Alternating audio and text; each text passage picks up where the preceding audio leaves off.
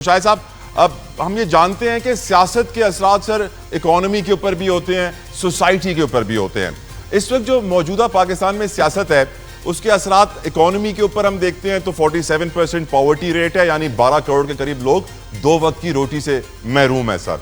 अगर हम बात करें सोसाइटी की तो मुशाहिद साहब, आजकल रोज हम देखते हैं कि बच्चों के साथ रेप केसेस, ज्यादती की खबरें लगी होती हैं और हम नहीं रोक पाते उन्हें। हमारी सोसाइटी के अंदर बहुत सारी बुराइयां, बीमारियां, चोरी, फ्रॉड, लूटमार, ऑनलाइन आपका फोन एटीएम कार्ड ब्लॉक हो गया है, अपना नंबर दीजिए, बहुत कुछ हो रहा है इस वक्त सोसाइटी के अंदर, इकोनॉमी के अंदर, which we are not proud of.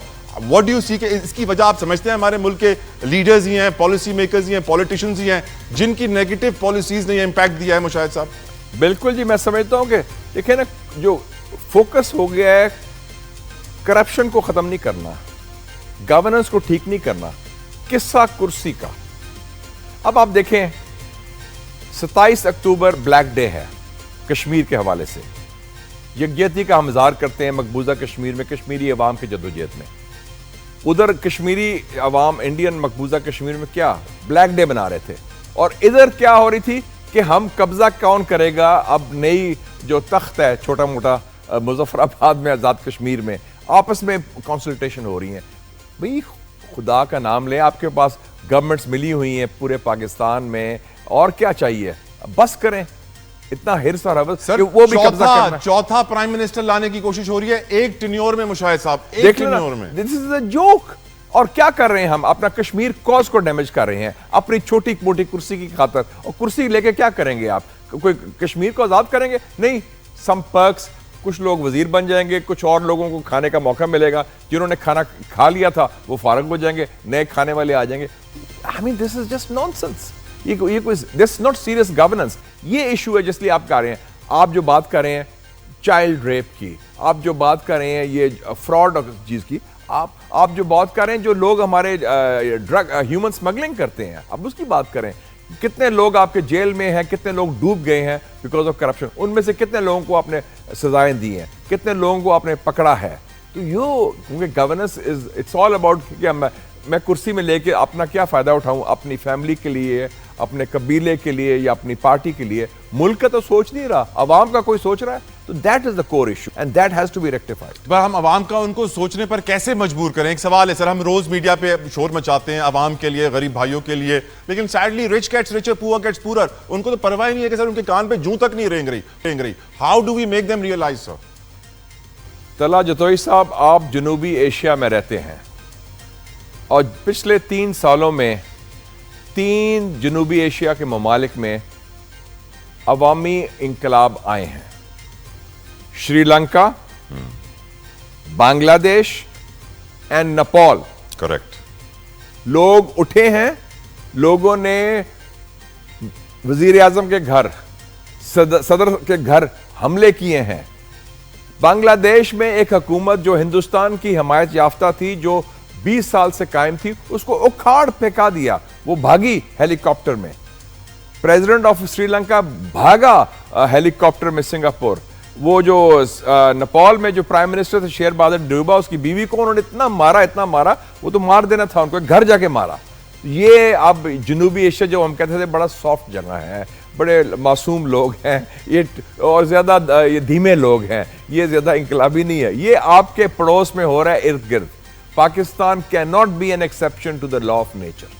आप इंतजार ना करें कि जिस दिन लोग खुद खड़े हो जाएंगे इस जुल्म के खिलाफ और इस ज्यादती के खिलाफ। आपकी नजर में सर पिछले इंतखाबात इलेक्शंस फ्री एंड फेयर थे? अगर नहीं थे तो पाकिस्तान की तारीख में आज फ्री एंड फेयर इलेक्शंस क्या कभी होंगे भी या नहीं? फ्यूचर में भी कभी होंगे या नहीं? इसी तरह सिस्टम चलता रहेगा? इसी तरह सिस्टम चलता रहा मुशाहिद साहब तो बड़ी टेंशन हो जाएगी। Don't you agree sir? देखें जी, free and fair elections Pakistan की तारीख में 2 दफा हुए हैं और दोनों दफा फौजी दौर में हुए हैं। ठीक। एक दफा 1970 में जनरल मोहम्मद याया खान ने इलेक्शन करवाए जो फ्री एंड फेयर थे, जिसके नतीजे में पीपल्स पार्टी और अवामी लीग इलेक्शन जीती।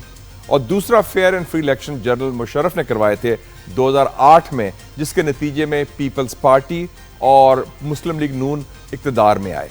ये वाहिद इलेक्शंस थे एब्सोल्युटली फ्री एंड फेयर। अब नया मॉडल आ गया हाइब्रिड प्लस, उसमें आपको टेक ओवर करने की जरूरत नहीं, मुबारक हो, मार्शल लॉ लगाने की जरूरत नहीं, you can still run the show. नहीं, ये आपने एक और इंकशाफ कर दिया है कि हमारा जमहूरी निजाम हाइब्रिड से हाइब्रिड प्लस में चला गया। Hybrid plus. Please elaborate and explain. उसमें ये हुआ है कि दैट पाकिस्तान में कंसेंसस आ गया है, चाहे हिज़्ब इख्तलाफ हो या हिज़्ब इक़्तिदार हो। रात 12 से सुबह 5 बजे तक हमारे पार्लियामेंटेरियंस ने मेहनत करके 26वीं आईनी तरमीम मंजूर की सर, और उसके समरात आप देख रहे हैं, उसका इंपैक्ट आप देख रहे हैं। डू यू थिंक कि हमारा जस्टिस सिस्टम बेहतर हुआ 26वीं आईनी तरमीम के आने से या बुरा हुआ? क्योंकि हमने ये देखा सर कि 5 हाई कोर्ट के जज सुप्रीम कोर्ट में इंसाफ मांगने के लिए खड़े हो जाते हैं, खुद चल के जाते हैं, एक जज की डिग्री जाली हो जाती है, फिर 2 मेंबर बेंच बैठते हैं उस जज की डिग्री के हवाले से, तो एक जज साहब माजरत कर लेते हैं, he rescues himself as per the media headlines. आपकी नजर में 26वीं आईनी तरमीम ने निजाम अदल पे क्या असरात मुरत्तब किए सर? मैं समझता हूं कि सिर्फ 26वीं आईनी तरमीम का इशू नहीं है। 2017 को एक सॉफ्ट कू होता है पाकिस्तान में, और सॉफ्ट कू एस्टैब्लिशमेंट कराती है मियां नवाज शरीफ साहब के खिलाफ, और उसमें वो किसको इस्तेमाल करती है? जुडिशरी को। और वो जुडिशरी अहकामा की बुनियाद पर मियां साहब को डिस्क्वालीफाई करते हैं, जो बिल्कुल फ्रॉड मैंडेट था। उसी तरीके से जिस तरह 1979 में पाकिस्तान की जुडिशरी ने जुल्फिकार अली भुट्टो का जुडिशल मर्डर किया था। तो ये 26वीं तरमीम तो अभी आई है ना जी, उससे पहले भी मेरे ख्याल माफ करना मसले थे हमारे जुडिशरी में, हायर जुडिशरी में भी, जिसमें वो they were handmaiden, they were used as instruments as part of the power game. Senator साहब, यू मीन अदालतें आजाद हैं आज, या फिर आप कह रहे हैं कि जिस तरह पहले भी अदालतें आजाद नहीं थी उसी तरह आज भी अदालतें आजाद नहीं हैं? क्या गरीब आदमी को इंसाफ मिल सकता है? क्योंकि सर वही है ना, जिसकी जेब में बहुत सारा पैसा हो वही अदालत जाएगा, जिसके पास 20-25 साल हो वही अदालत जाएगा। निजाम अदल हमारे दीन के अंदर भी बहुत इंपॉर्टेंट है। How do we fix it sir? देखिए जी, be very clear, throughout our history हमारे कानून जो होता है, लागू होता है, वो लावारसों के लिए होता है, जिनका कोई आगा पीछा नहीं। जो वीआईपीज हैं, जो अमीर हैं, जो पावरफुल हैं, उनको लॉ और justice has never applied. So ये we should accept this reality. जिस दिन वो अप्लाई होगा वो हो जाएगा का मामला ठीक। क्या कहा था विंस्टन चर्चिल ने?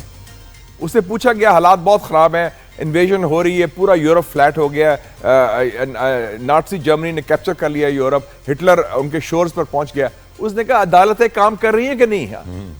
आर दे डिलीवरिंग जस्टिस और नॉट? उन्होंने कहा हाँ जी अदालतें तो काम कर रही हैं। कहते देन ब्रिटेन इज सेफ, फिर हम बचे हुए हैं, इंसाफ मिलेगा तो होगा। हजरत अली का क्या कॉल है? कुफर की हुकूमत चल सकती है लेकिन जुल्म और नाइंसाफी की हुकूमत नहीं चल सकती, ये हजरत अली का कॉल है। क्या पाकिस्तान में अदालतें काम कर रही हैं आपकी नजर में? जिस तरह विंस्टन चर्चिल को जवाब मिला था कि हाँ कर रही हैं, क्या आप जवाब देंगे कि पाकिस्तान में अदालतें काम कर रही हैं?